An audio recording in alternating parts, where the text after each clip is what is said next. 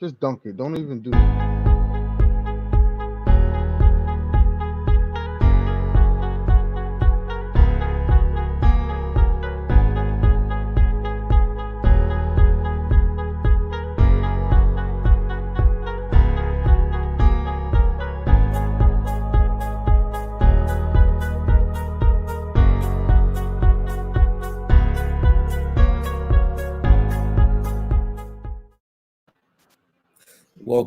Welcome, everyone, to episode number 14 of the Swoosh Hoops podcast.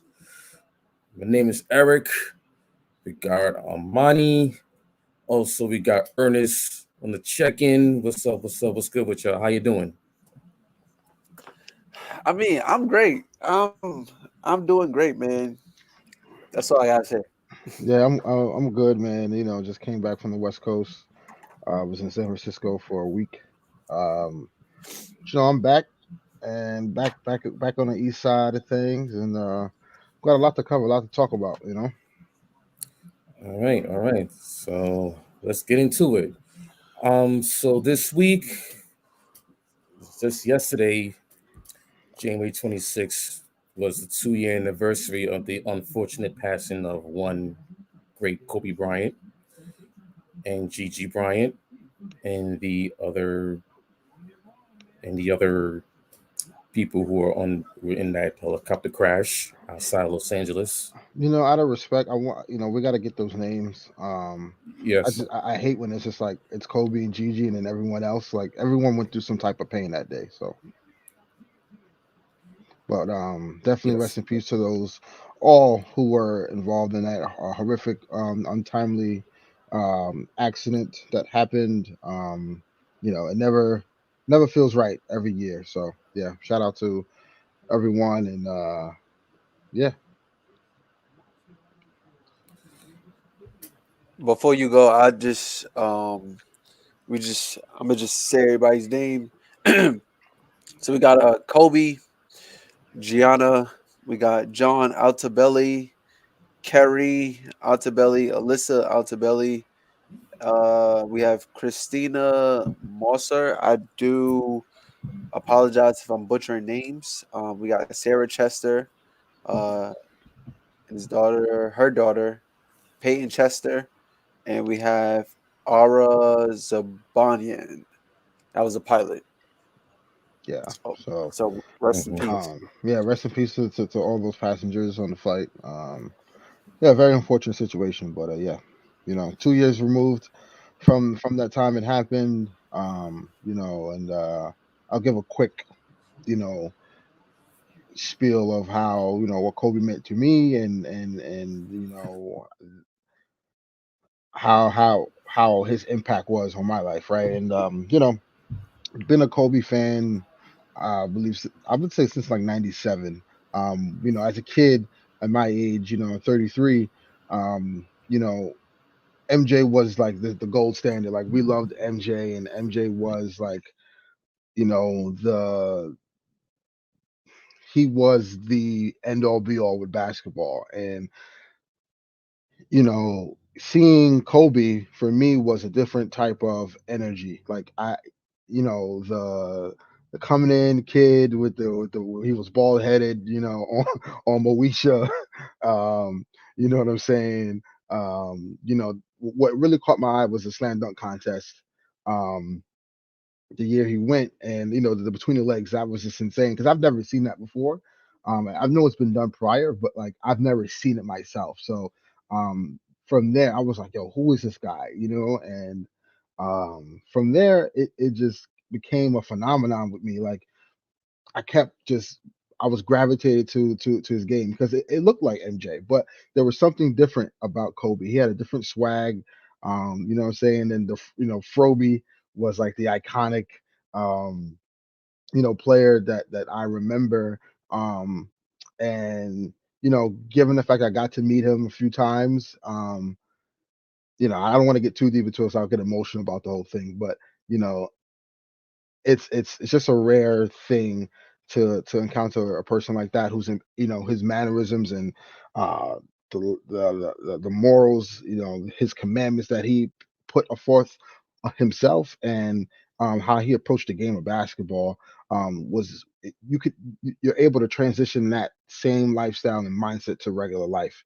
And that was one of the crazy things that, well, I won't say crazy, one of the most amazing things that he's done from that transition.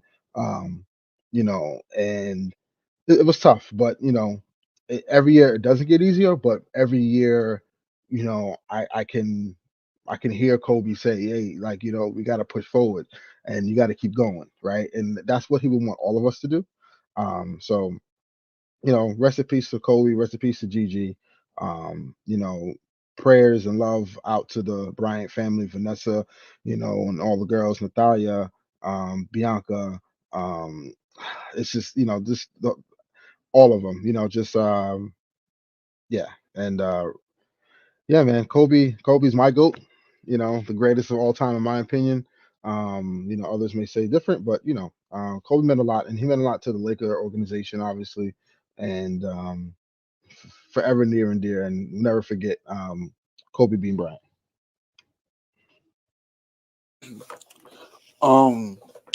For me, I'll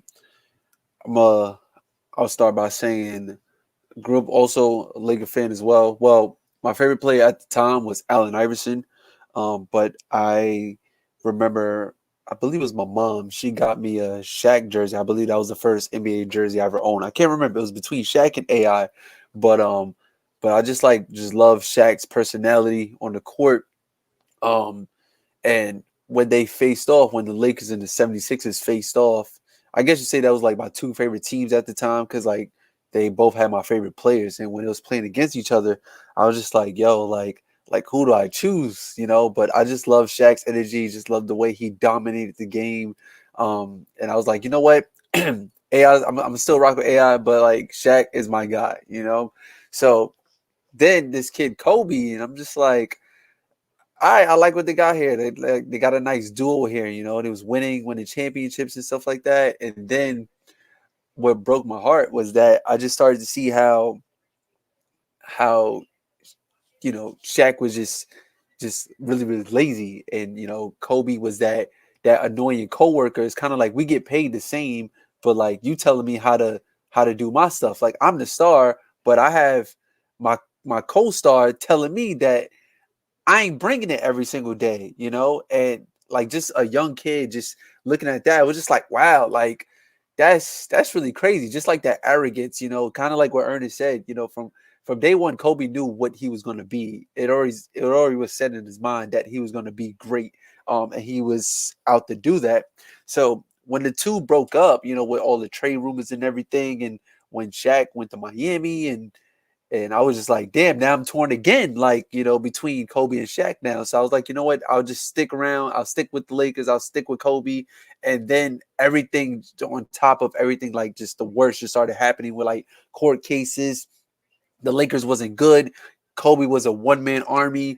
And then you just had a lot of people just saying that, well, Kobe's not going to win another championship. He's never going to get back to the land. And then it hurt even more that Shaq got one in 2006 with the Miami Heat. So I was like, bro, like this guy, Kobe cannot get a break. He had the court cases and everything. Like, and it was also like the league loved Kobe, and they started to turn their back on him. Like it was just really, really weird, it was like a weird energy that was going on around Kobe. So then um I talk so highly about the 2009 Lakers because like, that's when Kobe redeemed himself. That's when he got back to, well, after losing to Boston, that's when he got back to the finals and won his fourth championship, and people say he couldn't do it without Shaq. So it was just all about like perseverance, all the negative energies that was going on in his life, with the court cases, with losing Shaq, with people saying you can't do it, losing to Boston, or T-Mac is better than you. Like it was all of these different things that piled on top of each other. Like, so I think as a kid, it was just like, just that mentality that he had to persevere and like keep going when things get difficult, to constantly keep the train moving. And even in his later years, you seen Kobe on the bench banged up, ice on his knees, ice on his shoulder. He tore his rotator cuff, his right rotator cuff, and he was playing with his left hand. It's like, bro, like what are you doing, man? Like you don't teach that. you don't teach guts, and that man just had just so much passion, so much drive, and like I just take that with me every single day, and I constantly think, and it's crazy, I don't really want to get in depth into it, but the day that everything struck, I called out of work that day. That was like the first time I called out of work in such a very long time, and like I thought I had a like a throat infection or something like that. But I remember sitting in bed, and after I hung up the phone, called out my job, my mom came in the room. She was like, calling out to work. I'm like, yeah. And then I'm just sitting in bed. I'm just like, what would Kobe do? I'm like, Kobe would have this throat infection and go to work. And it's crazy how hours later everything happens. So I constantly remind myself about that, like when things get tough, to constantly like just persevere. But I have Mamba mentality tatted on my arm. So that's a constant daily reminder. Like Kobe's with me, and to always keep going. So rest in peace to Kobe, rest in peace to Gigi, and rest in peace. Like the legacy will definitely continue. I think for me it was if I remember him about the most was I remember that playoff series against the Utah Jazz the first time they played with Shaq and Kobe and Karl Malone and Jock Stockton, and it was Game 5 when Lakers had a chance to win the game, and Kobe Bryant airballed those two shots. Everyone was like, "Okay, how you let this 18-year-old kid straight out of high school shoot those two jumpers airballed in the playoff game?" But for me, I saw it in a different light. Like this, if this kid can take the pressure and shoot those shots in a playoff game, imagine him 2 years down the line, 3 years down the line, 4 years down the line. And we saw the maturation of his game and his personality grew right in front of our eyes to the point where he became one of the best players in the game, regardless. Um, I just thought his competitiveness was just top notch. His spirit of competing at the highest level against whoever he faces, whoever in wherever situation that they were in, you knew that Kobe was gonna show up, put in that work, and give it all that he had. And then remember, he did a documentary with Spike Lee called "Doing Work." It was about that 61-point game he had at Madison Square Garden, in which he literally lit up that night. It was it was Spike Lee's fault. Yeah, it was his fault as usual. As every play that breaks a record in Madison Square Garden, Exactly. it's Spike Lee's fault. Steph Curry. There you go. Yeah, yeah, yeah. But I- but You know, it's it's real quick. It's just that Kobe, no matter what, man, like that was the thing. Like that was his mantra. No matter what, like I'm gonna get this shit done. Like through hey, you hell and heard the high water, cursing. through hell and high water. It's like he was gonna make an impact to win the game, no matter what it took. Yeah, and basically you saw it throughout this whole career, from his first game at MSG to the last game where he scored 60 points, and just and also remember the game against the Warriors back in 2013, late in the season. He tore his Achilles, went to the free throw line, made 2 free throws, and you saw him limping off the court, and it was like, wow. Before, like right after the injury, he limped to the free throw line, shot those 2 free throws, and went back on to the bench. And it's like, hmm. See, that's the competitor. That's the spirit that you need in order for you to play, in order for you to compete at the highest level. And he did that. So for for me, it was just his competitiveness, his spirit, his energy, and his willingness to win at any cost. And that's how I remember. That's how I'm going to remember him by. And it was really unfortunate what happened. I just wish that he still would be here just to like see just to like wanted to see where his next phase of life was going to be. So I was really intrigued about what he was going to do with his daughter Gigi, because she was on her way to UConn, and she was on her way to NBA WNBA stardom. So its spirit's still here. It's alive and well. You can see it throughout the whole basketball world. So much love to Kobe, Gigi, and the rest of the families who were deeply affected by it. So now from there we're going to segue to this season's surprising and disappointing teams in the NBA. Ernest, I want to start with you. Give me your surprising team so far, and give us your reason. Just one or a couple? A couple. Um, who I would say, obviously Memphis. I think that's the number one. Didn't expect Memphis to be this good. They remind me a lot of, that OKC team when the Lakers had to face them in I think 2011 or 2010. Yeah, The it's like 2010. 2010. 2010. With the year we won the chip, we went 6 games against them. And it was a tough series. And Pau Gasol bailed us out. yeah, he did.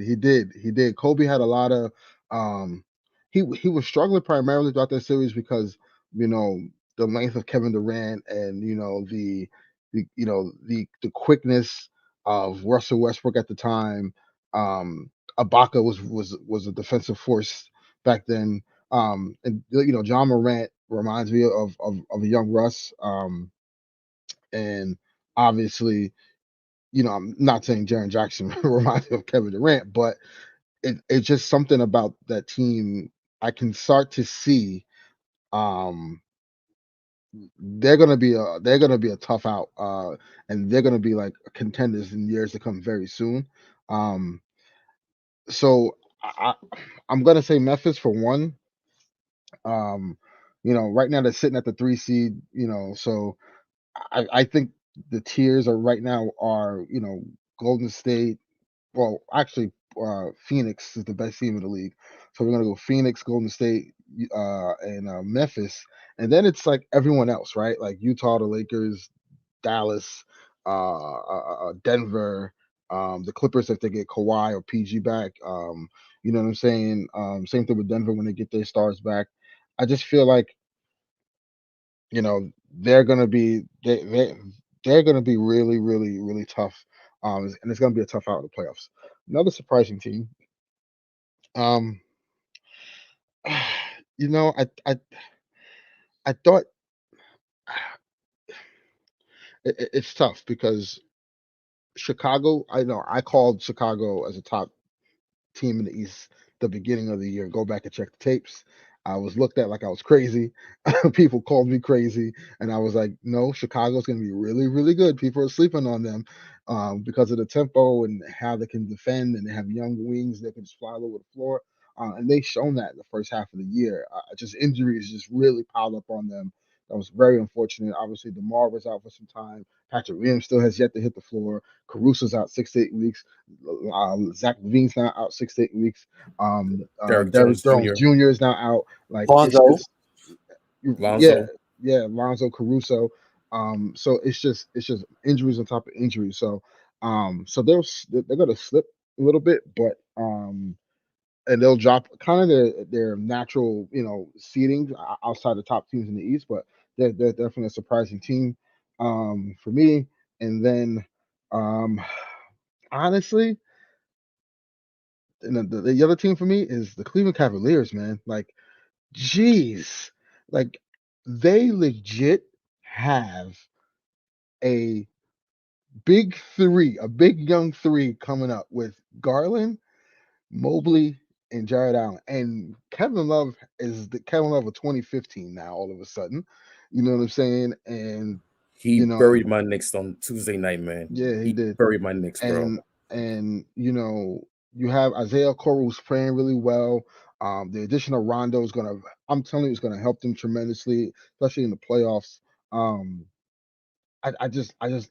I like their makeup, man. They're just gritty. They remind me of like Memphis of the East, almost in a sense. They get after it. They don't take plays off. And no Um, Colin Sexton. right. But I think they knew it. Bickerstaff and those guys kind of knew like this is why they went in the Garland direction. Hmm. Because they knew Garland was probably the better player as far as collectively as ingratiating his teammates. More so, like Colin Sexton was more like I'm a point of attack scorer. So yeah, those are my teams right now. I would say Memphis, Chicago, and Cleveland. Okay. I'll go. So most surprising, I did have Memphis. Ernest hit it dead on the head. It's just crazy that they're young and they're just playing out of their mind, and they actually given a lot of teams like you have to pay attention to this team in the playoffs. They definitely remind you of like a young, and the thing is that they still play gritty, like they're still physical. So some of that shades of like that grit and grind is still there, even though with this team and the way they're built. They knock you, they bump you a lot, offense and defensively. And the fact that they were still holding the whole ship down while John Moran was out was like it was pretty impressive because like you could look at their team and be like, nah, like they're gonna flunk back. Remember at the beginning of the year we said they what play in. We said that I think we all agreed that there was gonna be a play-in team, and like they're third in the West right now, which is crazy, But also then again, the West hasn't really been really stacked like that. Like you said, it's been the top three teams, and then everybody else just falls in line. So Memphis been really surprising. Also Chicago. My reason is I didn't think the fit between Zach LaVine and DeMar DeRozan was really going to work. Two guys who both need the basketball in their hand, who are both really good mid-range scorers. Like I didn't know how that was going to I work. saw the vision, man. I saw it. I was like, this is why I kind of wanted DeMar DeRozan on the Lakers because what he's able to bring is an offensive repertoire that doesn't need to be set up. Like he can just go get his bucket, Yeah. and him and Zach do the same things, but because they're so dynamic and scoring in different ways, it just works naturally. They're unselfish players. Right. And the feed on that is that DeMar DeRozan, ever since, his days in San Antonio and now, like he's been pretty playing really good basketball, like really efficient. And I believe him being in the Popovich system just made him a smarter basketball player. So yeah, I didn't know how that was gonna work. So that's two for me for surprising teams. Uh I mean, also disappointing teams, you can obviously say who. I don't even want to talk about them right now.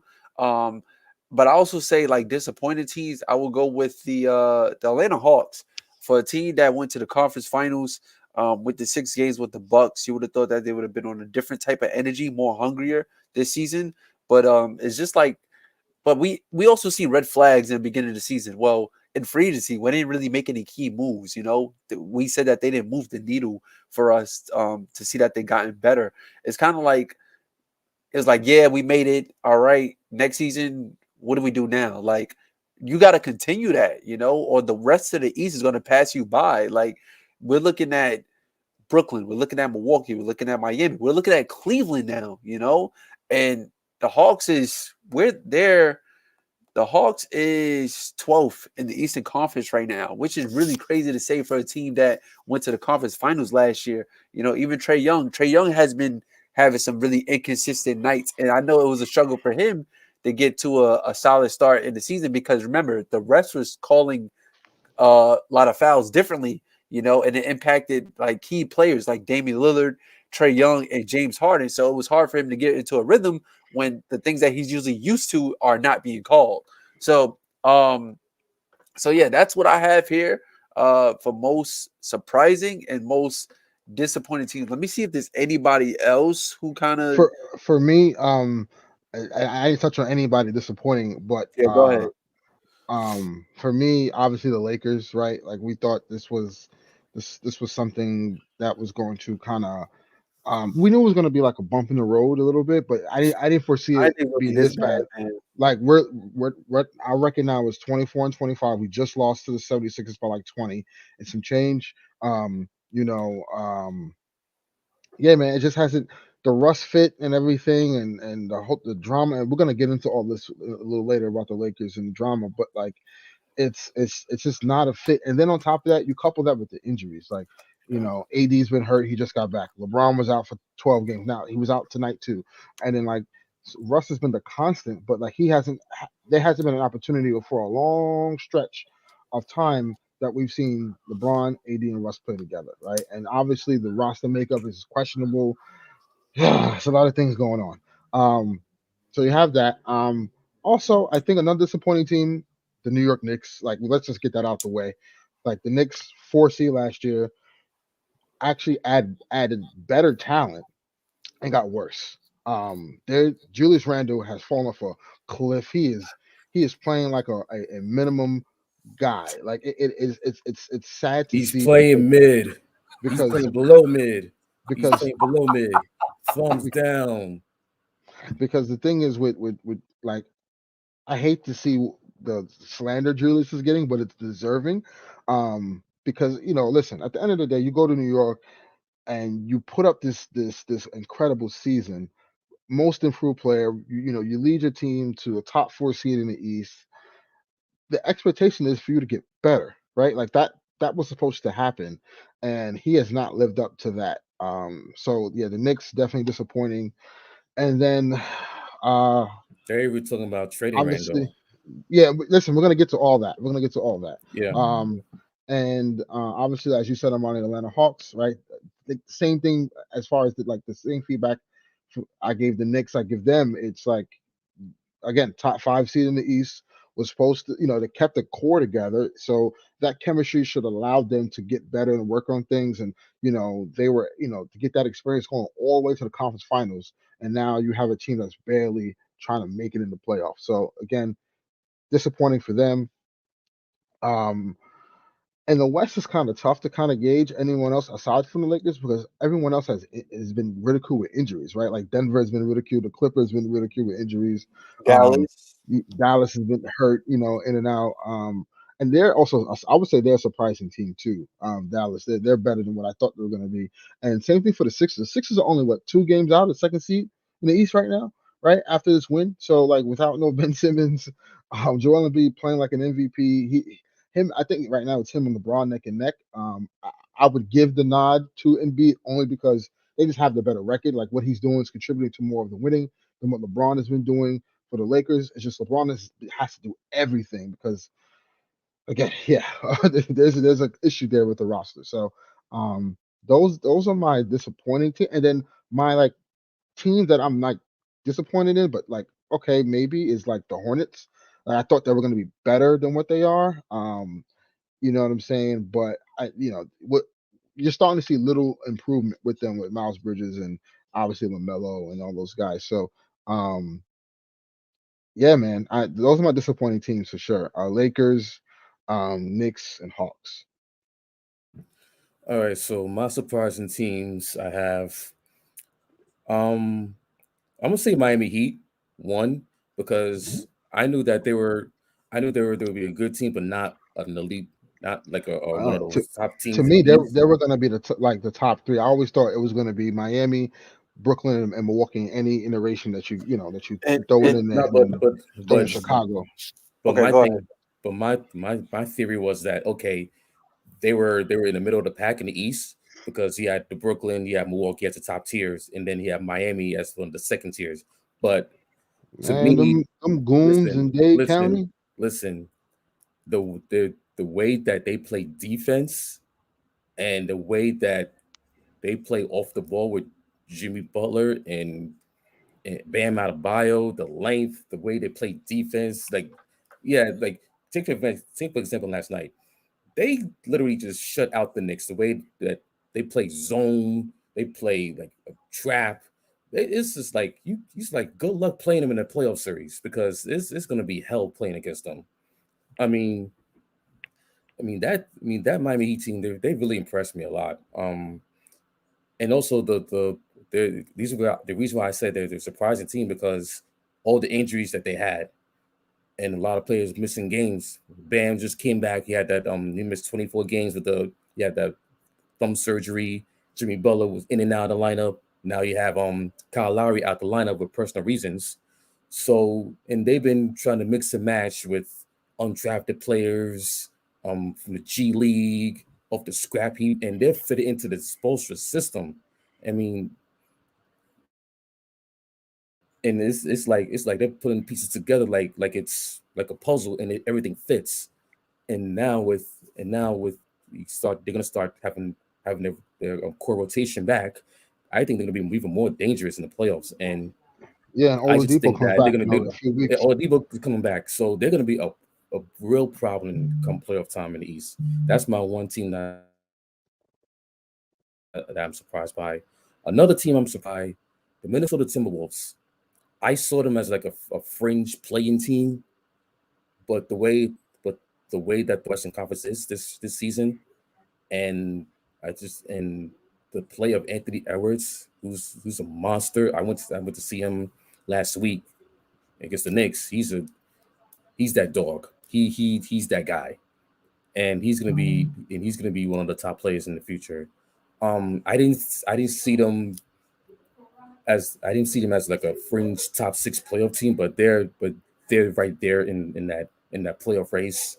I just think that the young guys that they have with Cat, Edwards, Jaden McDaniel, um, D'Angelo Russell, I think that their energy and the way they play, I think it's real refreshing for that franchise because they need it.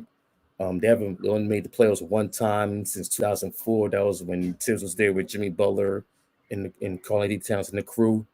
So I think they can sustain it for the entire season and maybe crack the top six because I just think that No. I just think right now the Western Conference is not as deep, and you're gonna get players injured left and right going to after All-Star break, and you never know if one of these teams can crack the top six and one of these teams can fall off the top six. So they're another surprise team for me. I got another surprising team for me. Um, the Toronto Raptors. I did not see this Raptor team. Being I did better not than see the this Knicks. being better than what their roster is. That team is a wing factory of 6'8" and longer. I mean, OG Ananobi, Scotty Barnes is a top candidate for Rookie of the Year, along with Evan Mobley from Cleveland. Um, and I just think the coaching of Nick Nurse has a lot to do with their development going forward. And I just think that they're going to be one of those teams that's going to cause problems coming in the future. And I just like the direction that they're going right now because last year they were in Tampa, they're all out of whack. They were displaced, nowhere to go. They couldn't go back to Canada due to the due to the restrictions. Now they're home. They're getting their feet wet. They're establishing the culture that they set back in 2019 when they won the championship.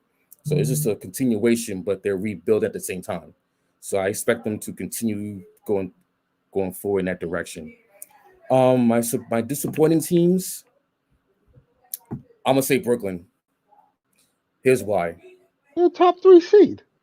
Listen, listen. There's fire. There's smoke brewing in What? Brooklyn.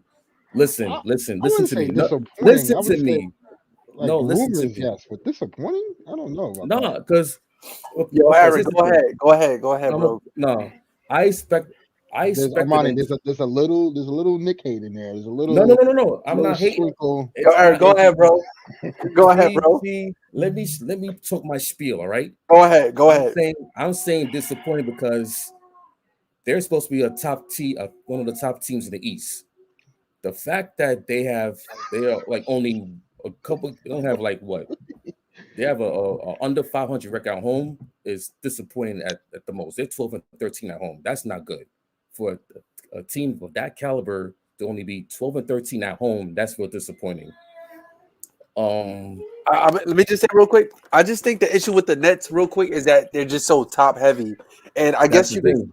you can say the same thing with us, but the difference is that they don't have good quality role players. You know, outside of KD, Kyrie, and Harden, You got guys like James. I went to the game the other day, so like I just seen the drop off. You know, when Katie's not there, you got James Johnson, Dwayne Benbury, Bruce Brown, and a lot of guys. It's like every single game somebody gets hurt, they're just picking up players for the G League, and like there's no continuity in that. You know, but I do understand that Joe Harris, one of their guys who are on the roster, he is injured. So I think it's just tough, but that's just the makeup of their roster, you know. But I do agree, like to not have a not so good record in their own building, like that's fishy. But go ahead. Well, and also the way they constructed the roster after those three guys is like, okay, you need a little bit more balance out of your roster just in case if your top three guys are injured. And I just don't see it with this roster. So it's Look, either I'm, I agree with you. listen, they need Kevin Durant back. They need Kevin Durant back healthy by after All-Star break, because if this continues, and also the fact that we're hearing rumors swirling around James Harden not liking what's going on, what's not liking about living in Brooklyn, wants to go down to Philly in the off season and this and that. And it's just another distraction after another distraction with Kyrie Irving, and then now the lineup can't play home games in Brooklyn, but can't play road games. I there's an expectation with that. If you construct a roster with three NBA All Stars, you're supposed to be way better than what you are right now, and they're not showing that. And they need to clean that up as soon as possible, or else it's going to get real ugly for them. all right. Another All right, Can I so interject really I quick? got I one just want more. to interject. All right, go ahead, Okay, what and is it? no, go ahead and I'll rebuttal your next take. Go ahead. All right, so in my last disappointing team, um, my last disappointing team, you know what? I'm saying Boston, the That's a good one. Celtics, That's a good one. because here's the thing. You still have Jalen Brown and Jason Tatum, but their games, the way they play, it doesn't mesh at all. And they had all time from like a couple years ago to at least revamp the roster around those two, just to at least complement those players. Now, they're stuck in mud with those two. Also, you're hearing trade rumors about them like almost every single year. Their coach has been calling them out left and right every single game. They're way too inconsistent. They can't shoot threes, and I just and they're barely over 500 at home, and they're playing team sitting at eighth place.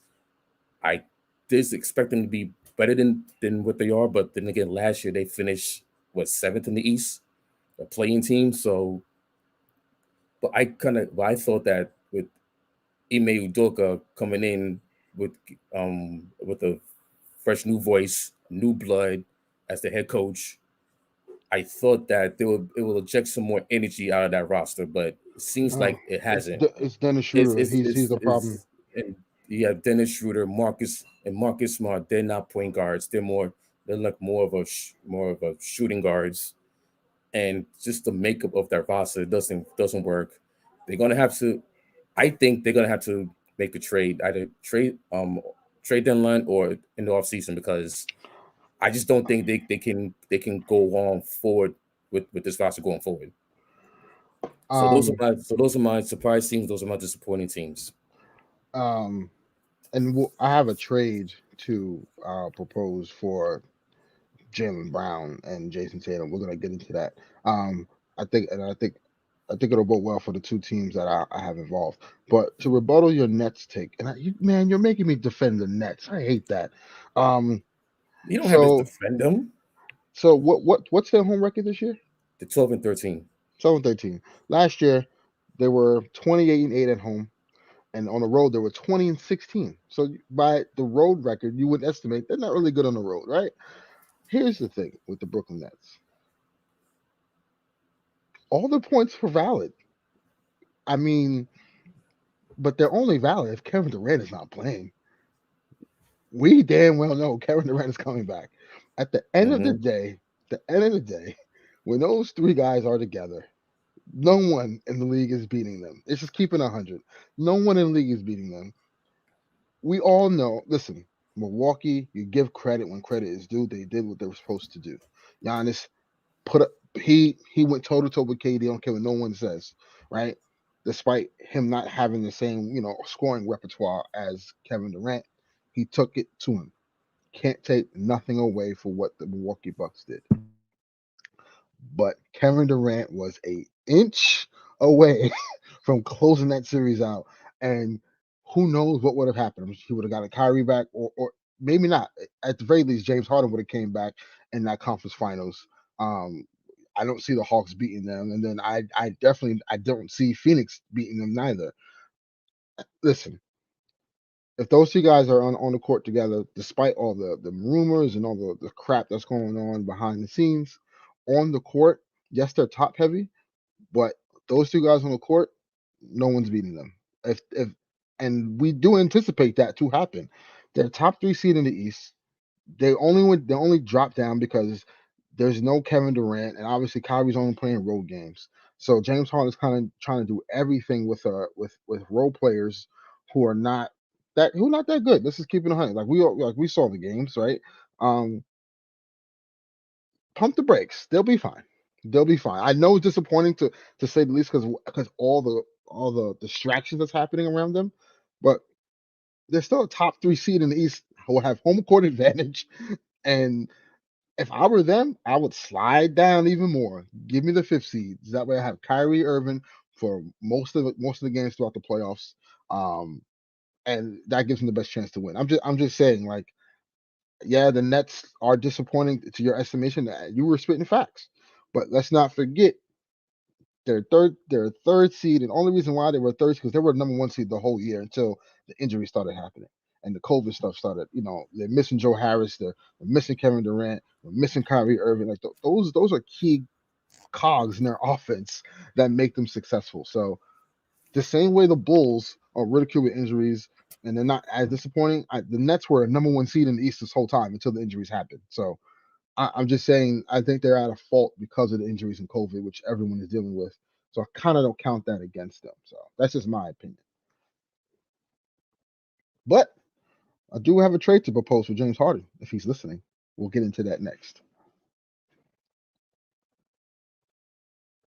All right, what's the trade proposal? What's the trade So, proposal? If you want to hear it. so as we go into what we got 2 weeks into the trade deadline roughly. Yep. Remember we had him on last 2 weeks ago. Mm-hmm. There is a lot of chatter around the league. We could go down the names of Jeremy Grant, Miles Turner, Sabonis, James Harden now. All of a sudden, the Ben Simmons saga that's been going on since the offseason. Damian Lillard, CJ McCollum,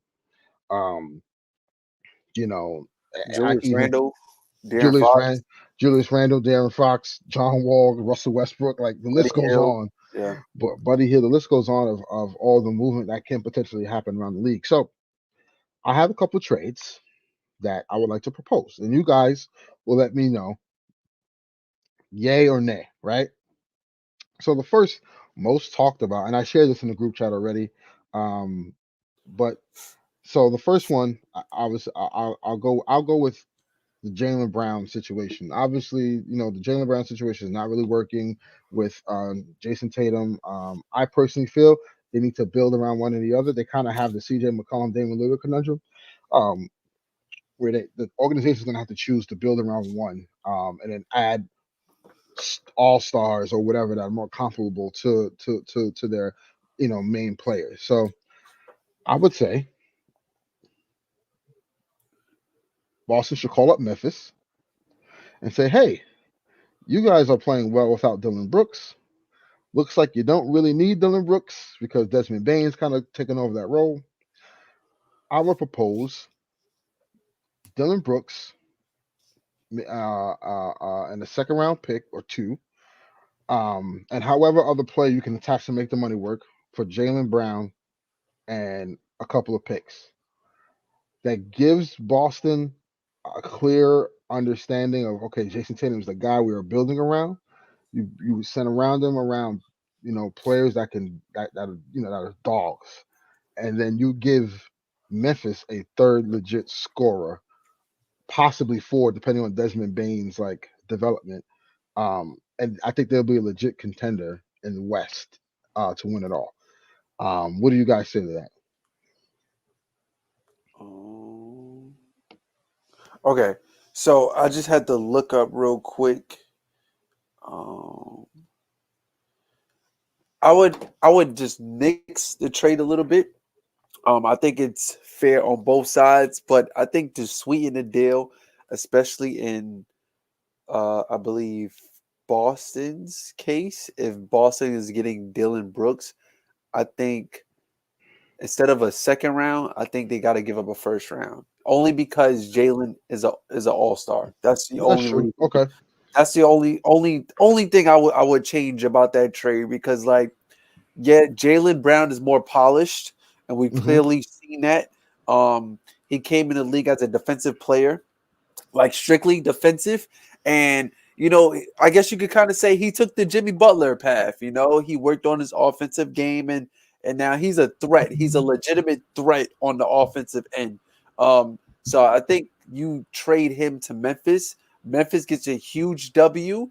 Not saying Boston drops off, not as crazy, but it's just like, all right, like you do get a clear understanding of who the guy is, and that is Jason Tatum.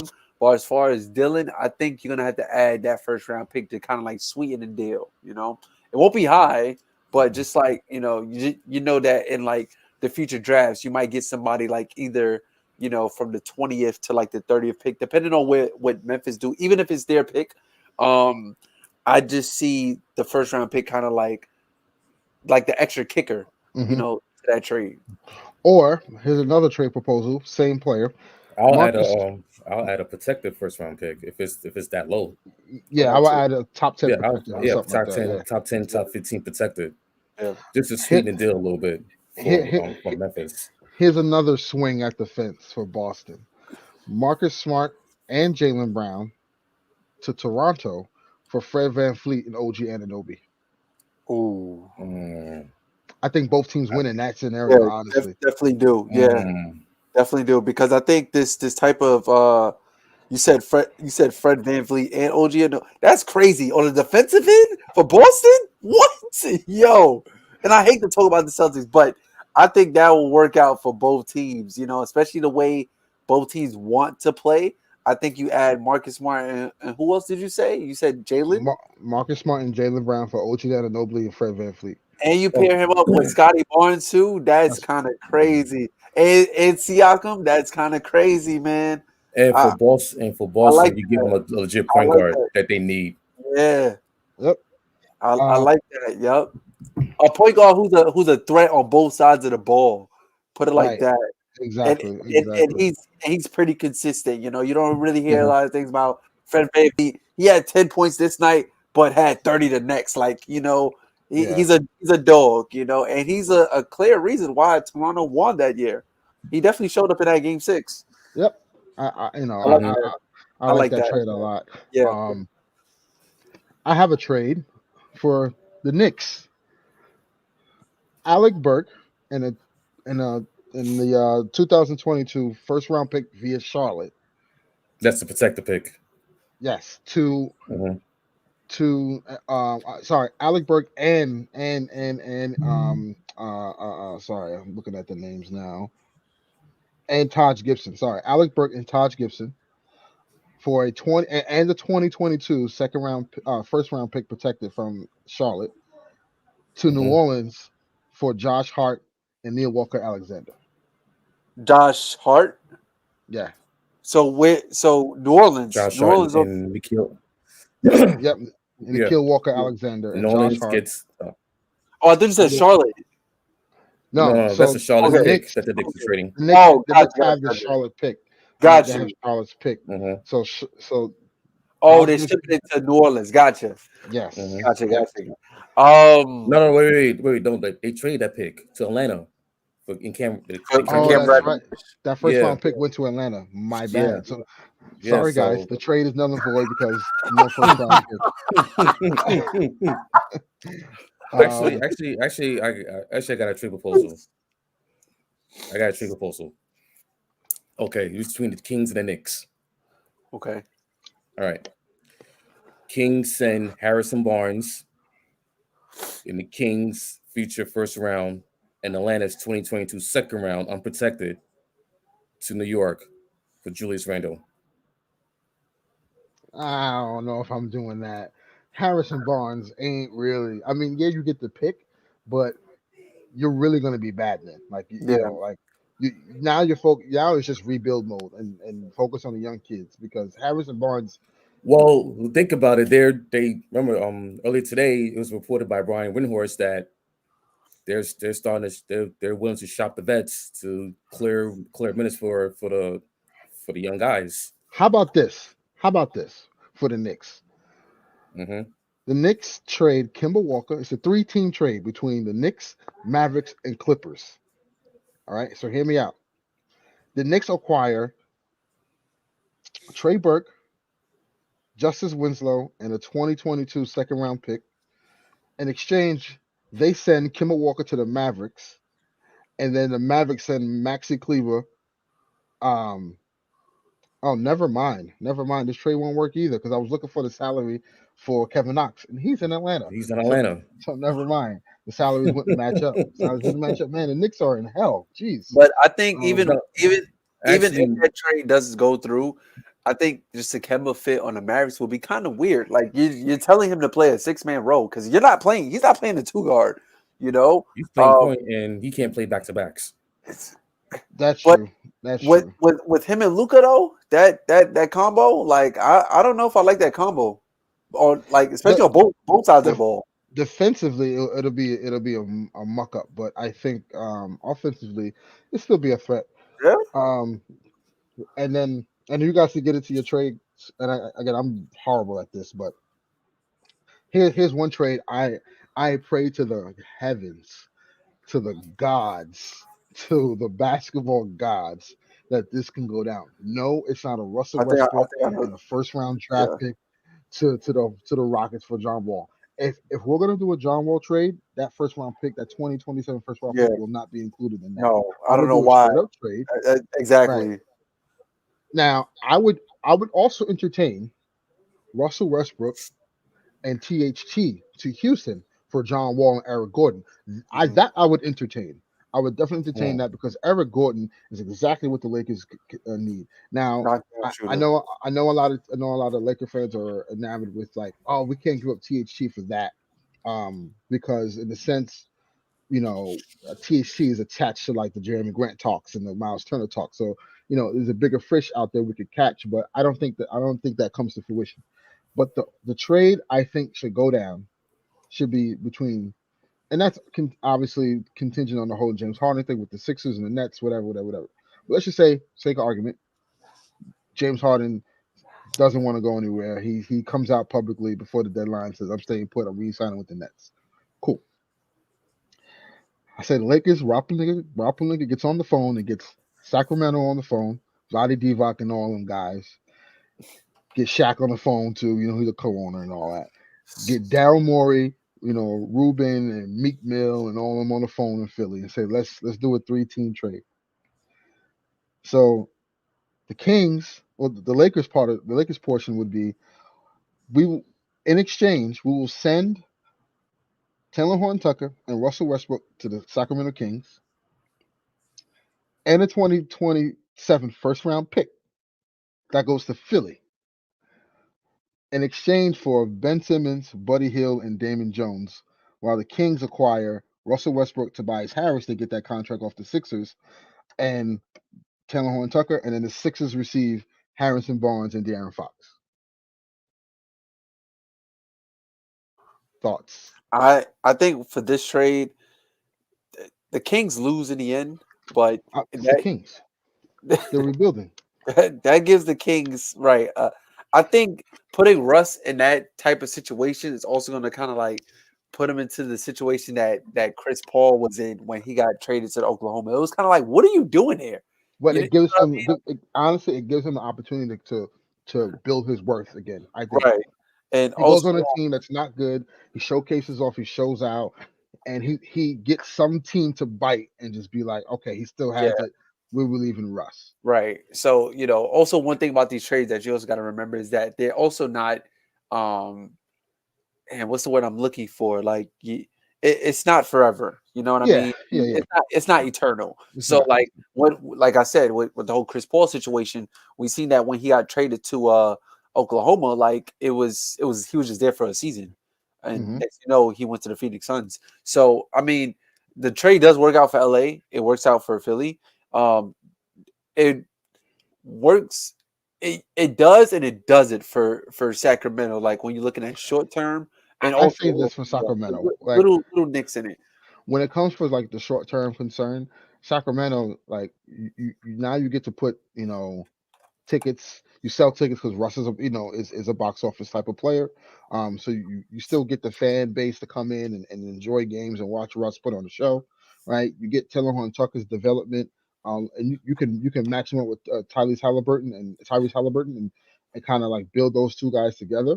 And obviously Tyrese Harris he's a fill-in, and he's off the books in 2 years. So, um, It is you know, a healthy yeah, he has contract. a healthy contract. And then Yeah. obviously from the Sixer portion, you get De'Aaron Fox and Harrison Barnes. You get a point guard, an electrifying point guard who can shoot, not really well, but he shoots better than Ben Simmons, and can get to the basket. I think will pair well with Joel Embiid. And then you got Harrison Barnes, who's a defender, right? Who's a cheaper Tobias Harris.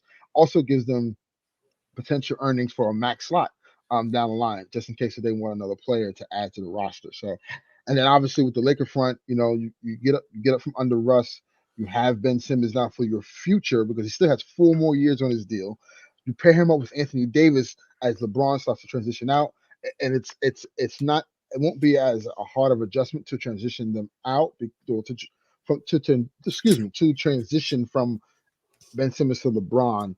From LeBron to Ben Simmons, and then I think with the mental health issue with Simmons, I think the perfect environment to have him under is under LeBron James. As from a leadership standpoint. So I mean, again, this is pie in the sky, guys. Wishful thinking. This probably is a 99.9% chance that this trade will not happen. I'm pretty sure, but it's an option to think about. Um, but I want to ask you guys couple. I'm gonna shoot fire a couple questions. You guys are gonna answer. First question is: do you think the Lakers are gonna trade Russell Westbrook? No.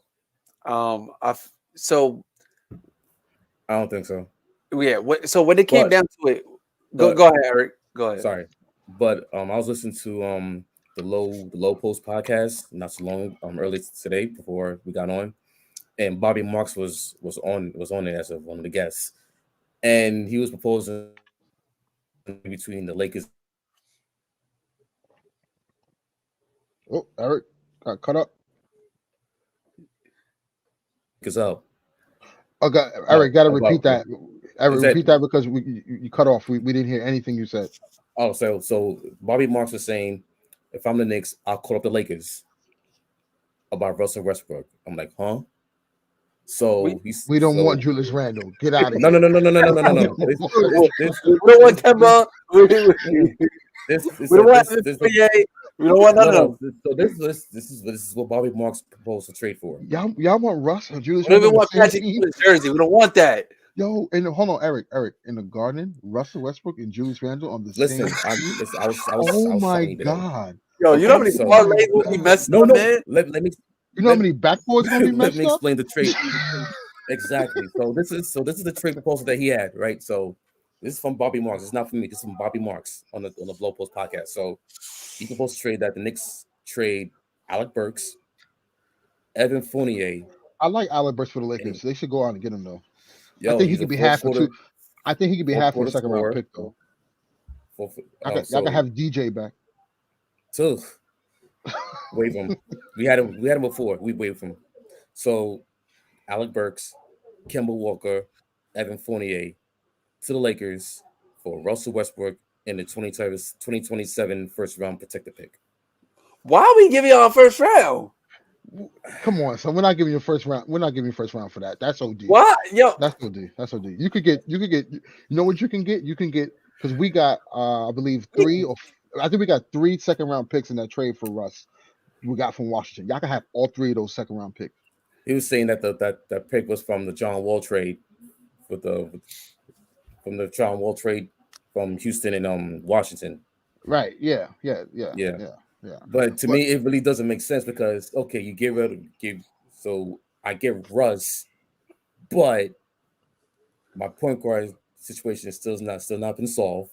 Maybe short term, but long term, no. But it is better than what it is now, though. You Yeah, gotta keep it. If y'all had better Russ, than Russ would be better for you guys now than yeah. what you guys currently have. Because currently right now it's like it's a hot mess for the starting five. The only concern is that if the slander that Russ gets from Lakers fans, it's going to get worse. It's going to get worse. It's going to get worse. You think Julius Randle is having it real bad? Come on, man! If they do that to Russell Westbrook. But here's the thing, though. Here's a difference, though. Why I think Knicks fans would actually embrace Russ more than what Julius Randle, because Russ at the end of the day is not going to make excuses. He's not going to chastise the fans. He's not going to do the whole. He's not going to do any of that. And he's not going to avoid the media after every loss. Right, like Russ may miss out on a couple of media games. Media interviews, but like he'll face the media, he'll face the fans, and he'll talk. So like, yes, like I just think defensive coaches and Russell Westbrook don't go together, right? No, so like Vogel obviously is having trouble trying to get him ingratiated. And then our coaching staff is putrid. I mean, Fizdale is terrible, everybody. I'm just gonna put this out there. I'm looking dead at the camera. You, David Fizdale, you are a terrible offensive-minded coach. Seriously. Anywho, war criminal. Disgusting. You got David Fizdale on your Lakers as a war criminal, and I got Tom Thibodeau on my as coaching my team as a war criminal. Like, come on, man. Rotations are trash. I had to watch Taj Gibson play 25 minutes in a 20-point blowout, and no Jericho Sims. Dude, and no Cam Reddish. They just got Cam Reddish, and they're putting Alec Burks in. Like, what am I doing? Hold on, Frank Vogel is putting out lineups of Russ, THT, and Avery Bradley. That's what he's putting out on the floor, bro. Those 3 guys are on the floor at the same time. And I can't remember the last time Dwight played center. I can't remember. Well, opposed to tonight, but before that, I couldn't remember the last time because he got Melo playing the 5. And then he had Ariza, and Ariza, I'm going to look at the camera again. Trevor Ariza, you are washed, brother. Washed, my guy. It's done. Hang it up. Seriously. Anywho, just Lakers stressing me out. But yeah, I just think Russ in New York City though would be like really, really exciting. At the end of the day, he puts on highlight reels. I just think the makeup is going to be weird because I just don't see Russ and Julius Randle together on the same court. That is a disaster. That's crazy. You talking about disaster now with Julius Randle, the starting 5. Him and Russ, oh my gosh, and with Tibbs as head coach, yeah, it's going to be a nightmare shooting breaks. Yeah. Now it helps the Lakers, right? Because it kind of frees up a little bit. You get shooting. You can mix and match with Burks, LeBron, AD. Yeah, I still think the starting 5 would be AD at the 5. You have obviously LeBron as your point forward. Your small forward would probably be Stanley Johnson. And your 2 guard would probably be. Who just signed a 2-year contract. Yeah, which shout out to Stanley, man. He's been playing really well. He well deserved. Mm-hmm. Your 2 guard would still probably be Avery Bradley, knowing Frank Vogel, and then the point guard situation becomes tricky.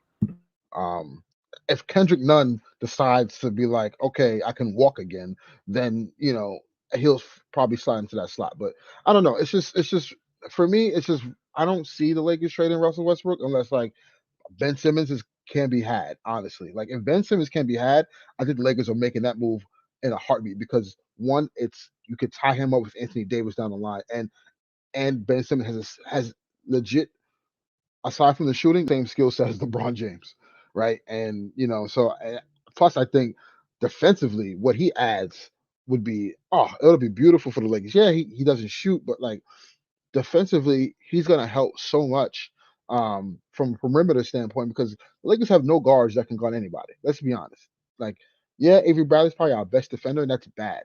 At this stage of his career, that we're relying on him to be our best perimeter defender. So, you got Austin Reeves, who's going to get better with time. He's only a rookie and he's undrafted. And then Stanley Johnson is our, on just recently signed a 2 year deal, but he was on a 10-day. So, it's just listen. I don't think they're trading Russ. I don't think it happens. But what do you? So my second question is, um, who do you see getting traded first out of these three names? Julius Randle, Miles Turner, or Jeremy Grant? Miles Turner. Why? Because if you're going to have to trade for Jeremy Grant, he's going to want a 4-year, $112 million extension. That's one. Julius Randle, his contract. Remember, he signed an extension. He signed a new contract extension, so his new contract doesn't kick until the next year. But there's still wiggle room that he might be on the way out. So you never know about that. I still think Miles Turner, even though he has a foot injury, because the Pacers they're going to have to shop around and rebuild because they can't. They're lottery bound. Miles Turner's name's been in trade talks for like a good since the summer. So and plus they need to clean up that front court with him and Sabonis, and he has more value now than Sabonis has right now. So Think and so? plus, I think so. I know Sabonis. I know Sabonis is playing right now, but Miles Turner with his shooting and the way he can play defense and guard the paint and block Well, shots. when you look into that, like, that is Yeah, understandable. Yeah, there's going to be teams out there. Teams out there that are going to need him down the stretch and to make a player push. yeah. Once he returns right back on the floor. Yeah. So I think Miles Turner has more value right now than Sabonis on the Pacers. But also, if you're looking at Jeremy Grant, he's going to want an extension if you trade him to a contender, and for a contender who has the salary cap to sign him to that deal. Yeah, and that's the thing. I think he went to because when he went to Detroit, it was kind of like very questionable to all of us. And then when it was confirmed that like he wanted to be the guy, it was like, bro, in Detroit though, like all right, you have a solid skill set, but it's not like I'm the guy type skill set, like, at role player at best. So I Right. think it also comes down to knowing your worth as well too. So like Eric just said, there's no team that's going to take him and still going to want to pay him all this money and still have pieces that they need to contend for a championship. So that's him. Then with But Julius, go ahead. I think with the Jeremy Grant situation, though, yeah, he may say that, but I think it's more so depending on the situation Yeah, that's another thing as because well too. Yeah, like you want to be the man, but like, and again, I'm not trying to be biased, like, but let's just say any contender, he gets traded to the Lakers, Nets, yeah, Bucks, the Bulls, whatever. Like, you have an opportunity to do something special, right. and I think he'll. I just feel like he'll value that more than wanting to be the man, unless he gets traded to a team that's really not good or Right. in contention to win. But then again, I'll say this, like I don't know anybody personally in the NBA, but I can tell you one thing, like playing in the NBA and making money and that's it, that's a real thing. Like Yeah, no aspirations of winning a championship, like that's a real thing.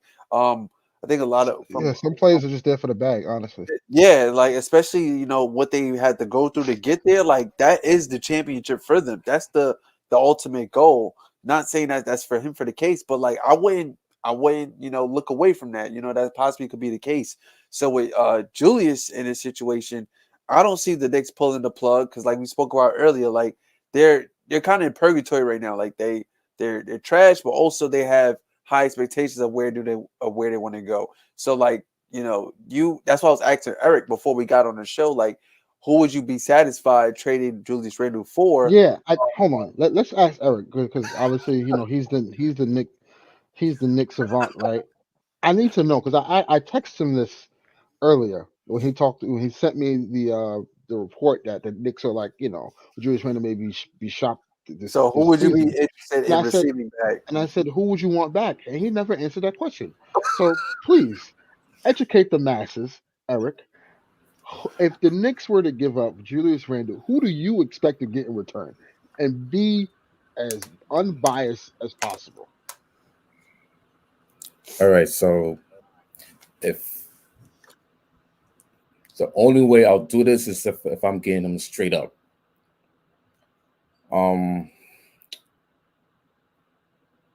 Here we go. If it's for Ben Simmons alone, I'm doing it straight up. Him and Julius Randle. Ben Simmons. I know. Daryl Morey's gonna hang up the phone so quick. He's gonna hang up the phone so quick.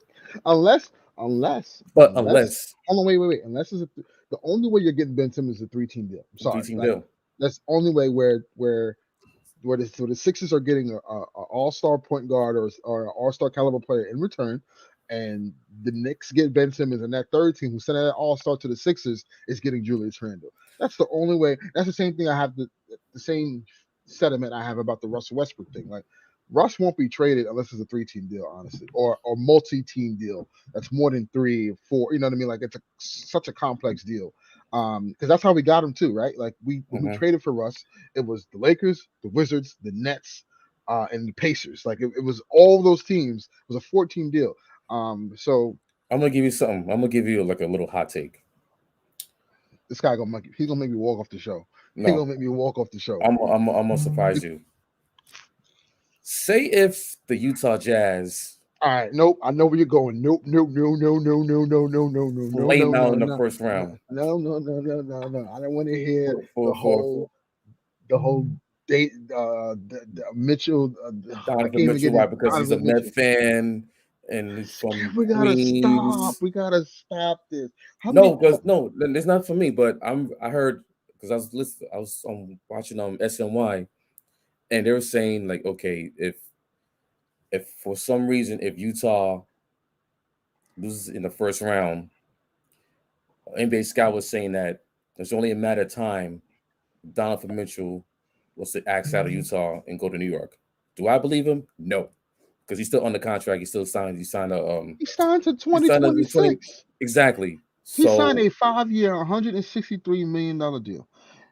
Julius Randle's making how much? His contract? His contract next year is 4 years, 117. Yeah. So you're gonna have to send not only Julius Randle to make the money work, you're gonna have to send someone else, right? And I'm sure I can guarantee you it's either one of the young guys. It's going to the Jazz are gonna be like, give us quickly. If you want Donovan Mitchell, you're gonna have quickly coming off that, bro. Or Obi Toppin. Somebody coming up. You gotta give it up. You're not getting him straight up, bro. You're not. But, I cut that out, please. I hope you don't really believe that. You're getting Donovan Mitchell straight up for Julius Randle. It was just a trade speculation I read from SNY. No. So I'm not saying. But look, it's not for me. No. I know Ian Bagley and all those guys, but listen, it's not. I'm not saying that you can't get Donovan Mitchell, but if you want Donovan Mitchell, don't think it's just Julius Randle and that's it. It's gonna be Julius Randle, some picks, and some of them young guys. But I think, I think it's gonna be. And he's under contract to 2026, so he doesn't have any leverage to be like, "Oh, I want to go here, trade me here, or I'm not resigning." Like, Jazz could be like, "No, the Knicks don't have a good enough offer." Well, look what they did to Ben. Listen, all I'm saying is, what the ownership of Philly is doing, they're setting the standard of what the owner's been feeling all these years. As soon as that CBA pops off, oh my God, they're gonna be at the front of the line negotiating, situations like this. Like, but there could be an under the table deal that we don't even know. So I'm just letting you know. We're just saying Utah not playing ball. It doesn't have to be Utah Jazz. It could be some other team that we don't even know that might have interest in him. So we just don't know who it is and who the Knicks want in return for Julius Randle. So I But really can't. but what I'm asking is, aside from the other news, right? You said Ben Simmons. Who else would you want, or you think it's realistic that you can get for Julius Randle right now? Right now, You want Otto Porter? no, no Otto Porter Jr. Let him stay in. He's right. Where is he? Golden Golden State. State? Yeah, Golden he's State. good. He's in Golden State. Nah, I just saw him score a bucket. That's why it just came up to mind. I think only is Sacramento, but okay, maybe Harrison Barnes, but okay. Would you take on Tobias Harris's contract?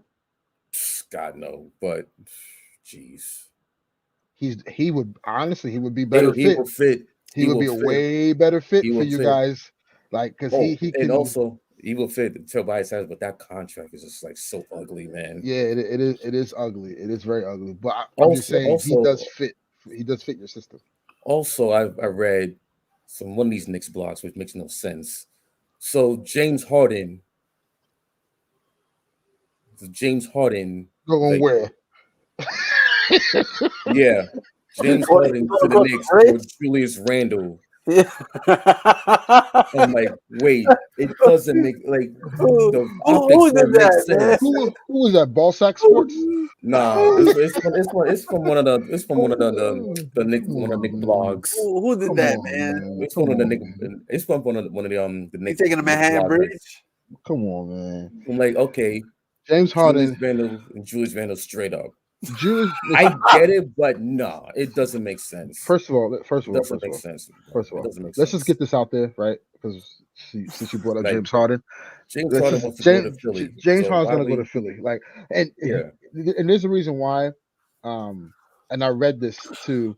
There's a reason why Philly's so enamored with getting off of Tobias Harris's contract, because it allows a max slot to go right in without any other roster movement. So if you get off Ben and you get off Tobias Harris, you'll potentially have a max slot and a half, so to speak, to get that salary. So, which is why they feel like they're going to get James Harden, because if they can get Ben Simmons, they can get off of Tobias Harris. They'll just probably wait till the offseason and say, yo, we got a max slot. We can give you max dollars, ask for a signing trade. You can get that 5-year deal, and then just play with the Sixers for the end of your career with Joel Embiid. And then it's up to the Nets if they want to entertain that Tobias Harris contract. Like that's the Tobias Harris thing is the wild card in all of this, because his contract is so lucrative. If that trade goes down, the signing trade goes down, it's gonna have to be a multi-team trade where someone else is gonna want to absorb that contract, maybe OKC or somebody. You may have to give another first round pick for them to take that. You know what I'm saying? And okay. So this is the whole James Harden Julius Randle thing. Okay, so this is from Daily Knicks. So he said, why Julius Randle for James Harden swap makes sense? I'm like, huh? Okay. So this is their reasons why. Okay, hold on. I'm sorry. Okay, so there's been speculation that James Harden may test free agency in the summer. That's no speculation. Everyone knows that. Everyone knows that. So, and while some may say he's just angling for a max contract extension, there could be some truth to the matter as well. James Harden would certainly take a pay cut if he left Brooklyn before receiving an extension. But any team on the planet with even close to the necessary cap space will be interested in his services. Teams will blow up everything they've been working on for years if it meant they had a chance at signing Harden. So he will get his money one way or another. As far as Julius Randle, there's been some recent reports that Knicks players have become unhappy with the unfair and uneven treatment of others on the roster.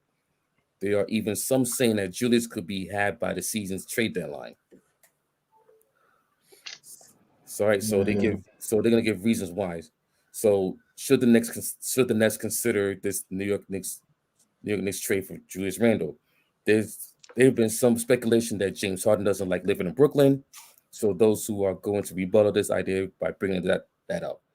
So, okay, so this is the trade proposal that they had. The Knicks get James Harden and Paul Millsap. All right, bro. Okay. Well, he's not even And there then- anymore. He's not even there anymore. So the trade doesn't make it. The trade's Knicks already. And then the Nets will No, get. he's still there. They didn't waive him yet. He's They still on the didn't waive. roster. Yeah, that's Oh, right. He's still on the they roster. did. Okay, But- okay. But Okay, they so- agreed that obviously the fit is not working, and they're gonna find a Oh, contender. the part for him. ways. Gotcha. Yeah. And then the Nets will get Julius Randle, Evan Fournier, Taj Gibson, 2022 first round pick for the Knicks, the Dallas 2023 first round pick, and the Knicks second round picks for 2022, 23, 24. The Knicks and the who? Nets? Yeah, No. Knicks Nets. No, I I honestly doubt the Knicks. I don't like- honestly, I don't- taking on the no. best. listen. I honestly doubt the Knicks and Nets would do any business together the same way as now the Clippers and the Lakers and won't do any Lakers. business Yep. together. Mhm. I just don't see it happening. I don't see it happening. I don't see it happening either. It doesn't make any sense for the optics wise, and plus, those two teams, because they're cross-town rivals. Come on now, it doesn't make sense. Yeah. Yep. No, it doesn't make sense at all. But obviously there's other players out there who are on talks. Kenrich Williams from OKC, who I like really good. He's a really good player. He's a sleeper. Yeah, they're saying. Yeah, they're talking about guy. getting a first round pick. OKC wants some first. OKC just wants more picks. Like if you have picks, you can get people. Get them. Get people. I don't know. Zach Collins. John Collins. You know what I'm saying? I think. Get a trade in Atlanta. Yeah, I think his time is up in Atlanta. They just have to mix up the roster, in my opinion, and because they're not clearly not good. I think you got John Collins and Bogdan, like those two guys. I think they're gonna have to get off of. Yeah, it was. I think last season it was just lightning, like trapped in a bottle. That's why it worked so well. But now it's like kind of what we were saying in the beginning about like the Knicks. Last year the Knicks, you had no expectations for the Knicks, so that's why the Knicks was able to play good against these teams. Also, there was still they were playing in arenas with no fans as well too, so that also was a key factor. Fans in a COVID shortened season. Right. So now, like you're looking at your scouting report, and you're like, all right, like this team is good. Like we could pay attention to these type of things. I think the same thing went for Atlanta as well too. That's why they're not playing that well. Also, when you look at the landscape of the league and you kind of see what teams need to, what in your opinion, what team has to make a deal, like has to make a move this trade deadline? I think what you said. What team needs to be? I will say. I would say what teams need to be sellers. What teams need to be buyers. Okay. I think. Go ahead, Amari. Okay. I would say. I mean, obviously Lake Show, but I will definitely say the Chicago Bulls. They definitely need a wing. If it comes down to it, and they're playing Milwaukee and they're playing the Nets. They need that guy that's going to guard KD, and Derrick Jones and DeMar DeRozan, Zach LaVine is not the answer. They will get absolutely killed on the defensive end. I mean, there's not too many. Face it, there's nobody that could guard KD. There's nobody that could guard Giannis. But just to bump them around a little bit, a 6'8", 6'9", or a 6'7" dude with long arms who can play the 3 and D. I just feel like they really need a wing that kind of moves the needle for them right now, because if they get in that type of situation, and also even with the Miami Heat as well too, somebody that's because Butler is gonna cause some issues, and we've seen that firsthand, especially in the NBA Finals. Like Butler almost had a triple double every game, and he was the heart and soul of that team, in the bubble. But I just think that the Chicago Bulls need that wing defender if they want to make some noise in the playoffs. So, I think Cleveland needs to make a deal. I was thinking Cleveland, because I think they need more guard play from the wing, because they have Allen, Mobley. Markin is going to come back, but I think they need that other 3 and D just to solidify that lineup. just to balance it out a little bit more. So I can see them making a sneaky trade to land him that 3-and-D guy who can shoot, who can like help him on the late defensively with Mobley and Jared Allen. So I see Cleveland making a deal as one of the buyers. As far as being a seller, obviously Pacers, they need to sell. I think think the also Kings need to sell too. Kings need to sell too. I also think the Knicks need to sell just to like for consolidation reasons. Punt the season? No, like consolidate and like move the glut out of that wing position, because they signed they traded for Cam Reddish. It's hard for him to give minutes because he only played 15 minutes since he got to the Knicks. So and they need to play. They need his wingspan. They need his shooting and his playmaking. Yeah, Just to like indeed. Because Fournier is not cutting it. The starting five is not cutting it at all. They have been a minus all season long.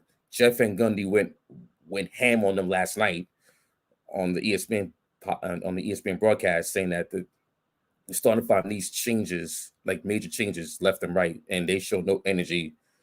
And it's gotten to a point where the bench has outplayed the starters on a nightly basis, and they need to really consolidate the starting just to like clean out the glut of the veterans and the young guys. So I think that's and still be competitive at the same time. Yeah. Sellers, Portland needs to be sellers. I think Portland just needs to just be like, you know what, we got Anthony Simons. You know, they're 7-4. Also, not see a little. They lost him for the season. They lost him too. I think you can get some pieces for Rocco. Obviously CJ McCollum. Nurkic, you should look to trade as well. For a team that needs a big, like, you know, Atlanta or something. I think Charlotte needs a big also. Or Charlotte too. Now that you mention it, what do you think about Rocco to Chicago? I think he would fit perfectly. I think he helps them. What about him in Cleveland? Tremendously. Also from a defensive side, him in Cleveland he's a 3D guy too, for sure. Yeah. Obviously the Lakers need to be buyers and sellers at the same time. But it's just the Lakers don't have too much flexibility right now.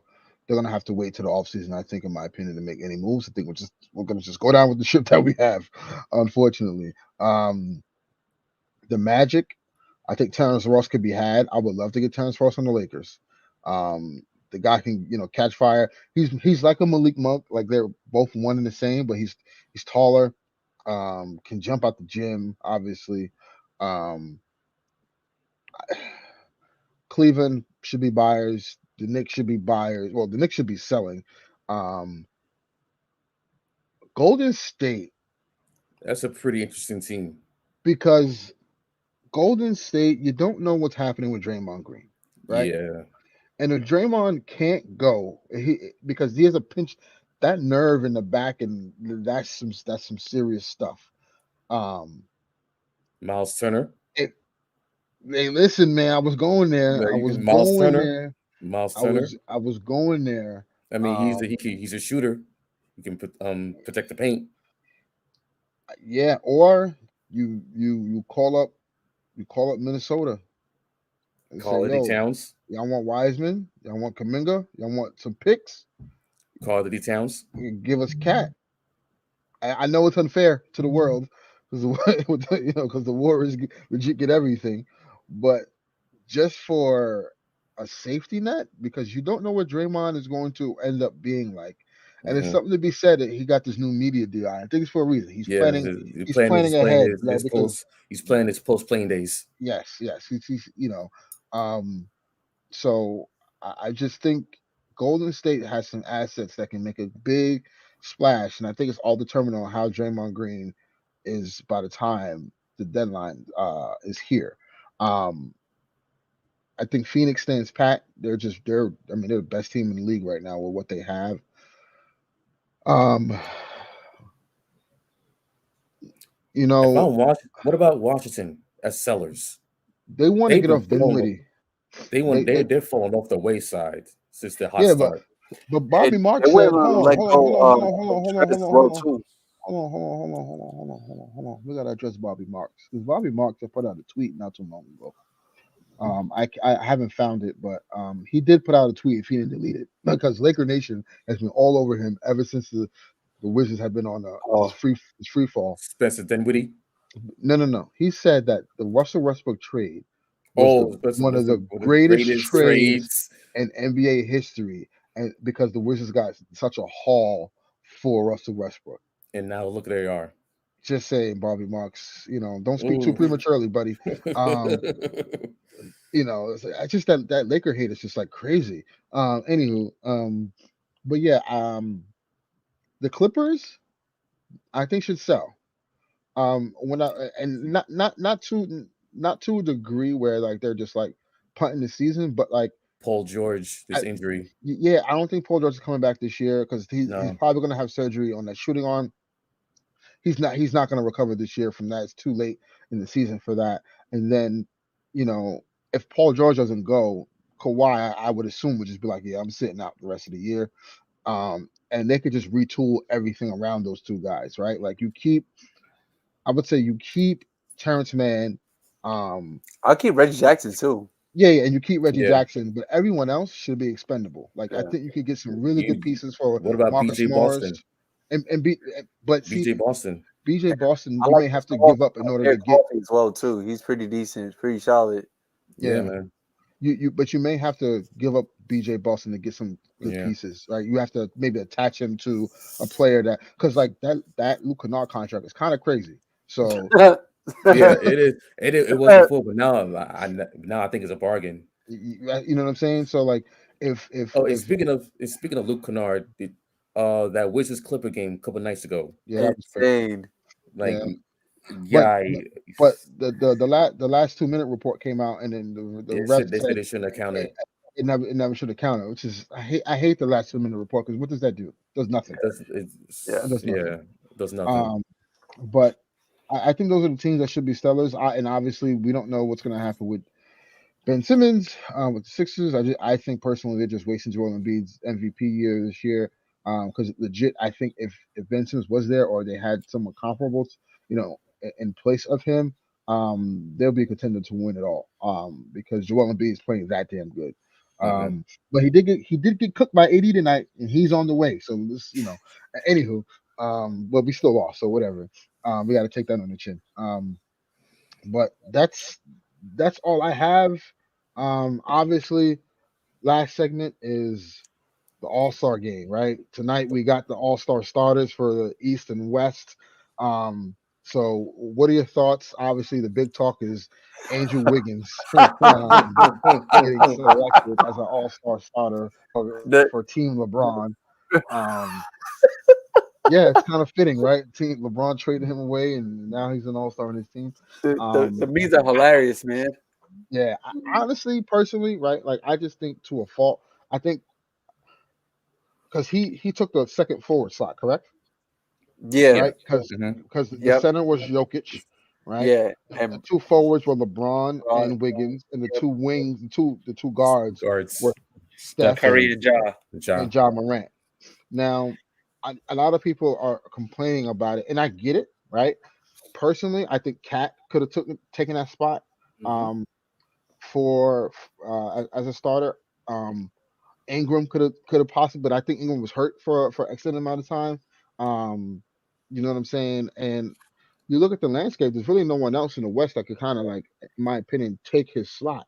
Yeah. If Draymond was healthy, Draymond would have got that I think that nod. Mhm. And if obviously if AD was healthy, I think AD would have been a shoe-in. This is Anthony Davis. We could say the same thing for Kawhi, Right, PG, exactly, all of them if they was playing. Yeah. exactly. So it was to a fault, and it is what it is. For Kevin Durant now, for Team Durant, obviously KD's not playing. The rundown for Team Durant is you have Durant, you have Giannis, you have Embiid, DeRozan, and Trey Young as the five for Team Durant. Um, Obviously Durant's not playing. A starter replacement, maybe I say you make Giannis the captain because Yeah. I think he had the second Mhm. most votes Mhm. behind KD for the East, and then I think LaMelo Ball should be the All-Star replacement. Okay. Mm. So we talked about this earlier, and I was thinking about Jimmy Or Butler as Darius well Garland, too. one of But those two guys. but if you put it right, if you put somebody of a lesser stature than KD and have them be the captains, like yo, that's crazy. Like so I Yeah. do like that idea Mhm. of them moving like Giannis to like to be the captain of the team because it's still you still gotta like advertise this as well too. Right. You know Yeah. Exactly. they do the little draft show like Mhm. a week or two right before the All-Star game. So just imagine having Braun on one side and you got LaMelo Ball. Even though LaMelo Ball, like people know him, like because of the whole Ball family, LeVar Ball, Yeah. all that. But But having him as a captain, I don't know. Yeah. right, Nah. or Nah. Yeah. Darius Garland, it's like yo, who is this kid? Yeah. Or right. But opposed to having Giannis and who else is on the? We got Giannis, It's uh, Giannis, Embiid, Giannis, Embiid, Embiid. yeah, KD, Trey Trey Young, Young. Like and that's DeMar crazy. DeRozan. Yeah. That's crazy. That's crazy. Come on. Who now to fill out the rest of the roster? Who do you guys think will be selected by the coaches? Um, I think it's Garland, Mm-hmm. Jared Allen in the East. Ooh. Ooh. Yeah. Yeah. We start with the East first. Yeah. All right. So the East. I like Darius Garland and Jared Allen. Okay. Um, And I think it's only what 10 like 10 roster spots in total. Is it 12? It's I 12. think it's I think 12. It's 12. it's 12. 12. So Yeah, you it's have the 12. five. So that's five. Garland and Jared Allen. That's seven. Mm-hmm. Five more. Um, LaMelo. Yeah. Mm-hmm. That's eight so far. Jimmy. Jimmy. That's Yep. nine. Mhm. Mm-hmm. Zach Levine. That's 10. What about Bam? But I don't think Zach. I think Zach may be out. Is he? Is he out? No, He he's might be playing. out. No, he's playing. He's Oh, that's playing. right. He's He playing. wore the Kobe yesterday. He wore the Kobe ones yesterday. Yeah. Yeah, he's back. Yeah, he's back. Bam Adebayo. Mm, Mm, no, because he had that. Remember, he missed 24 games with that thumb Got surgery. Yeah. yeah. Um, Fred VanVleet I can see that. I think Fred gets I in. can see that. Yeah. and I'm gonna put Tatum. Tatum. Tatum. Jason Yeah. Tatum. Tatum. Tatum. And then Okay. the player I'm leaving off the cut line, Miles Bridges and Kyrie Irving. Miles Bridges. So Yeah, he yeah. he might be. So remember how we all picked most improved Jordan Poole? I think it Mhm. might be Miles Bridges, yo. Yeah, he may Yeah, get he that. may He he may may Yeah, get sit and that. that. I think he's an all-star, man. I Yeah. think so. Yeah. And in the West, I'm thinking to round out the roster, Luca Luca. and Devin Booker got to be in. Yep. Yeah. See, Mm-hmm. Chris Paul. Chris Paul. Chris Paul, that's three, so that's eight so far. Yep. Um, Cat. yeah, Carly Towns, that's nine. Yeah. Mm-hmm. Two more. Yo, it's crazy. West is so Yeah. like And so plus, I'm looking on the list. It's like half of the players from the Western Conference are injured that's what I'm or saying. been out. Yeah. Right. Yeah. Yeah. So do I put Donovan Mitchell? That's number 10. But yeah. Yeah. To fill out the So you got roster. Yeah. two more. I'm gonna put Anthony Edwards in. Okay. I like that. I like That's that. 11. I like And that. one more. I'm gonna put DeAndre Ayton.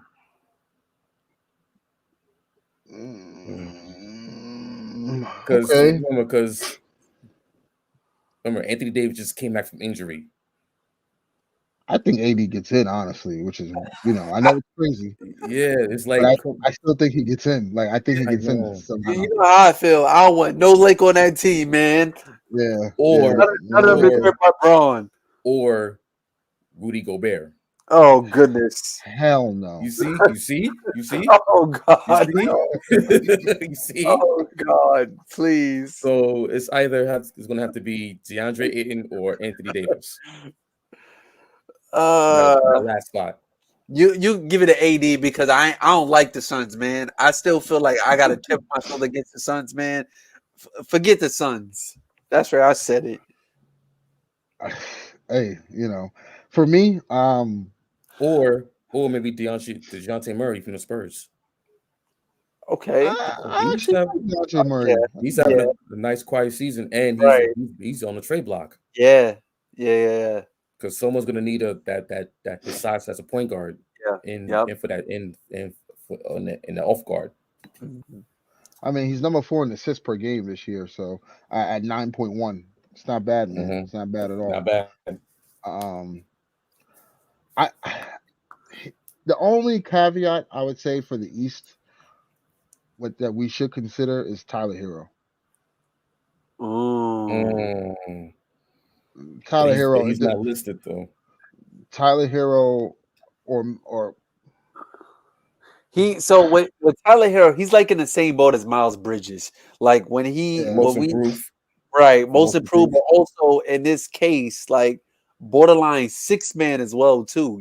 Because we projected the Heat, to soon get Victor Oladipo. I know he's been starting some games as well too, but he's been kind of like borderline, 6-man most improved. So I think that would be a reach. That would be a reach, but I can see it though, yeah. Because he's been playing really, really well this season. He's really been holding them down, yo. Yeah. Yeah. Does Klay Thompson get in? I don't think he does. No. Does Kyrie get in? No, I don't think he does either. Remember, the fans don't got no say in this, right? No, right? Yeah, they don't. No, the coaches do. So sorry, Kyrie fans, and sorry, Warrior fans. They don't make it. I know y'all probably saying the same thing about 80 as well too, but I don't even feel like he should make it. But hey, the West don't have anybody. Yeah, the West is kind of it's kind of bare. It's kind of bare. It's like it's nothing. Yeah. That was my point. That over the last, if AD plays like he played tonight, until they select the All-Star, he's getting in. Like he's getting in. He's getting in. Yo, they gonna hate that, man. Fans gonna hate that. But here's the thing, though, bro. He's averaging 24 and 10. Yeah. Like, and he's shooting horrible. He's shooting terrible, but the paint is really good, but he's shooting horrible everywhere else. Before he got hurt, he was averaging 24 and 10 on 2 blocks, right? On 54% shooting in the field. I mean, in the paint. He was shooting 17% from the 3-point line. Yes, I get it. But he led the league in paint points, bro. Right. He led the league in paint points. Yeah. So like this is nothing, like, yeah, he was out for 17 games, but like let's look at the totality of what he's done all year. You know what I'm saying? So I mean, listen, we don't know. I'm sure it's gonna be very surprising as the All-Star selections come down and the coaches pick those players. Oh, David got Derrick Rose on the ballot. Like, dude has I mean, like John Wall and Ben Simmons got votes. Ben got 2. John Wall got 1. So I mean, we'll see. But that's all we got for tonight. Episode 14. We went through a lot of content. There's a lot of stuff, obviously. There's going to be way more content in this coming weeks because the trade deadline's in 2 weeks from today. Yep, trade deadline is 2 weeks from today. Teams may either get better or sell off, and there may be surprises. I personally think it's going to be a lot of movement for the trade deadline, only because you're going to see teams who are on the cusp of trying to get in the playoffs make moves, and also teams who are contending to win to kind of add pieces to stay afloat. So I think there's going to be a lot of moves happening and I think during the year, and we'll see. And also, I think there's going to be teams that look at the sell off just to like get under the cap, and just to make and just sell off just to free up money for upcoming free agency in the summer. Yeah, but couple of summers. Here's the thing, and this is why I don't think there'll be major moves, but there will be some movement. Because if you look at this this offseason for free agency, it's not that good. It's only like 3 teams that have cap space. That's the Magic, the Spurs, and Thunder. I think it's the Thunder. Yeah, it's the Thunder. Like that's it. So like they're not for nothing. They're not going to attract marquee guys to go sign with them. So not a lot of movement because most of these stars are locked in for multiple years. But we'll see, man. You never know. Like it's the players that fill out the margins that help make team championships. So championship contenders. So we'll see. Like players like John Collins, Jeremy Grant, Miles Turner, Darren Fox, Harrison Barnes, Taylor Horton Tucker, Kendrick Nunn. Like the list goes on of what can be sent out to help certain teams, and some teams may add by subtraction, right? So we'll see. We'll see how it goes, and stay tuned to the next episode 15. And we're gonna have a lot more to cover. All right, y'all. See you in the next episode. Y'all take care. See you next time. Peace. Peace.